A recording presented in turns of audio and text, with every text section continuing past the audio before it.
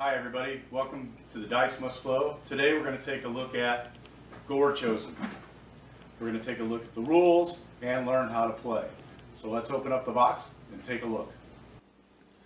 We have the box of Gorechosen open up and I have it set up for a small battle between two different characters. Core Hammerskull would be fighting Red Arg Bloodfane. So the first thing we need to do is assign each of these guys a token. So we will assign that Red Arg is going to use the Chaos symbol and Core is going to use the Axe symbol.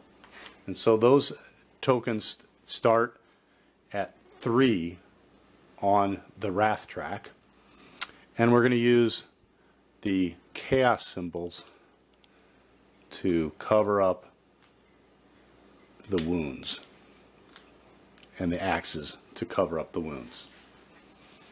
So let's go through some of the components of the game. There's initiative cards. Each character gets one initiative card equal to the level of their wrath. As they progress through the game, actions can reduce their wrath. Actions can increase their wrath. If they take hits, it'll increase their wrath. So at the start of the game, each player has 3 cards in the initiative pile. And these other ones wouldn't be used in a 2-player game. So these would then be shuffled. And the initiative would then be flipped over 1 card at a time. So in this case, the Axe would have first initiative. Axe is Core Hammerskull. He would have the first initiative and would act first. And we would continue flipping cards, each taking actions, until all the cards are gone. And then the round would end. You would for the next round, you would evaluate where the wrath is at and build a new initiative deck. So that's pretty simple. The other types of cards are action cards. At the start of the turn, each player draws 5 action cards. And these action cards have essentially 3 actions on them. You can do a move action. In this case, if you use this card, you would have a backup. Or if you use this card, it could run and go 3 forward. Or this card can swift step 1 forward. Now, what about facing? Looking at these cards, this card you can go 1 forward, but because the arrows point every direction, he can have end in any facing. This one can go 3 forward, but he has to stay in the same direction the entire time. So this is why maneuver matters. And in this case, this is a backup card. Shows he keeps the same facing, he just backs up 1 hex. So the other thing in looking at these is this backup card has a -1. So his wrath would be reduced by 1 if you back up. You have these 5 cards. That's your maneuver portion of it. You have an attack portion where you can do different attacks. If you do a critical strike, you're going to roll 2 dice. If your opponent takes any critical injuries from this attack, they must draw 1 more critical injury card. And your wrath goes down by 1 when you do that. Or a mighty strike, you're going to roll 4 dice. How do you hit when you roll with these dice? Well, first of all, I'm going to take a look at Red Arg. And Red Arg can attack in the hex straight ahead or the 2 next to him. Straight ahead, he needs a 4+ to hit and does 4 wounds. And on the side, he needs a 5+ to hit and does 3 wounds. Core Hammerskull, on the other hand, has a much bigger strike area. 3+ to hit for 3 wounds, 5+ to hit for 3 wounds in the light blue area. So he's actually a little bit better at range. How do we do actions? You would flip over your initiative card. You would see that this is the Axe. He would have to look at his cards and find a card that he wants to do. So he can choose to do a charge, let's say. So he spends his card to do a charge, and Core Hammerskull charges 3 forward.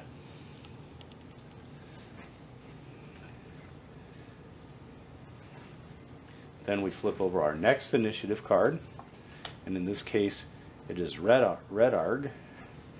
And Red Arg can look at his action cards and see what he wants to do.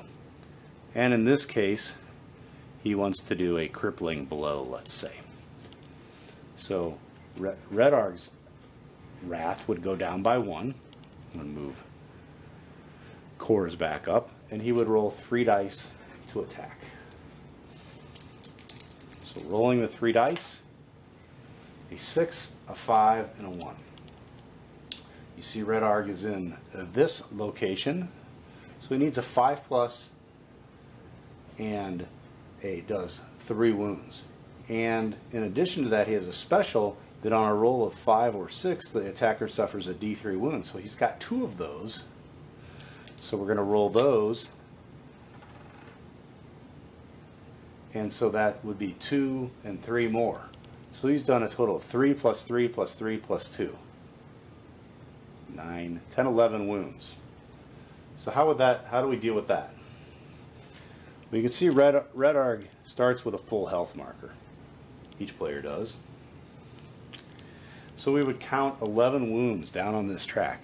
And instead of essentially having 30 or 31 wounds, whatever this really comes down as, each of these wound tracks go down. And when you have to move beyond the bottom, you move the wound counter to the cover and then continue on down.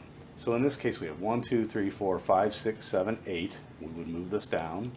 9, 10, 11. So he would have 1, 2, 3, 4, 5, 6, 7, 8, 9, 10, 11, 12, 13, 14, 15, 16, 17, 18, 19. Something like that, 20 something. So that's the way you would count the wounds. In this case, we actually damaged Core enough that we can draw a critical hit card. Once you have to place a wound marker on the health track, once you lose one of your top areas to count down, then you have to draw a critical injury card. And these critical injury cards, from the very insanely dangerous headshot to just stunned or something like that. So in this case, in Khorne's name, move your wrath token up by 1 if you suffered this injury as a result of an attack engine action. The fighter that made it moves their wrath token up 1 space. So both of these guys would just basically move their wrath up 1, and that would be the critical hit for Red Arg against Core Hammerskull. You would then continue on, flipping over initiative. In this case, Core would get to move. He can look at his cards and decide what he wants to do. This continues on until all initiatives are gone for each player, or each player has no cards left to do. I should also mention that each character has a unique action. For example, Red Arg can discard 2 action cards, that would be the cards in your hand, and to push a fighter in your front arc and move it into the hex that they left. And why would you want to do this? Well, you see these 3 locations are pits, and if you push a character into the pit, they can instantly die. If you're pushed into a pit, roll a die and discard any number of cards from your hand, adding 1 to the result for each total. On a total of 4 or more, your fighter stays in the hex. They don't get pushed into the pit. On a 1 to 3, they fall. So you can basically roll a die and determine, I'm okay, I don't need to discard any cards. But if you roll a 1, you're going to have to discard 2 cards, 3 cards, 2, 3, 4 to get a 4 to keep from being pushed into the pit. If you're up against the wall, you can push somebody into the wall and they will take some damage again for going into the wall, D3 wounds. Now, one of the things that was very confusing when we first started is what was a wound, because they talk about this being wounds and wounds going on here, and then they talk about these wounded over here. And then when you get wounded, you actually are less combat effective. So we were trying to figure that out, and we couldn't find in the rules anything, but it actually turns out that they are the result of a critical injury. Some critical injuries have an option that you have to slide one of these over.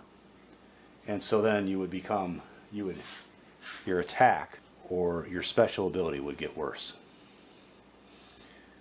And you can take 2 wounds. So a lot of times you have a choice to slide one over, and then you'll have to slide the other one over. And those, as I said, are a result of different critical injuries. Not every critical injury has one. Basically, the game just keeps going like that.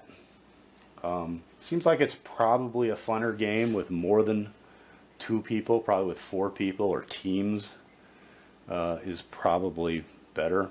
We've played a couple games of this. We played once with 2 and once with 3, and the 3 was kind of a little interesting boxing match as everyone tried to convince the other guy to gang up on somebody else, and they just took turns wailing at each other. My other comment is, with the minis, sometimes it is kind of hard to figure out what is the front and who's facing. So I think that you ought to probably pick half of the base, paint it, paint one half red or green maybe, green for the front, red for the back, to kind of show which way these guys are facing and prevent confusion in that manner. This is Gorechosen. You know, it looks really cool and plays pretty fun. It's just one of these mindless go out and smash face games. And I tell you, we did really like it, and so I recommend picking this up, especially for the quality of the minis that are in the game. And if you play Sigmar and Chaos, it's just a no-brainer to pick this up. One final thing before I quit, I wanted to talk about White Dwarf for this game.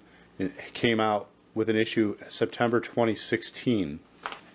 And in this magazine, there was a miniature that came with it, which they included rules for Fexgor the Flayer. And they also included rules for Scar Bloodwrath and Valkia the Bloody.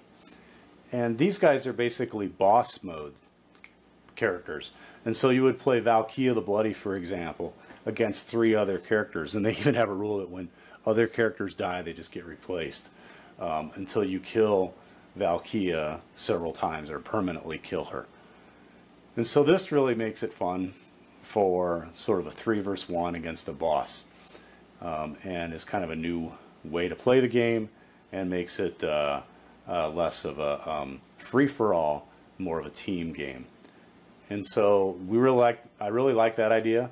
I just wanted to tell people about this. Make sure if you like the game, go out, try and find September 2016 White Dwarf. They have the rules for that. That's it for now. Thanks for watching.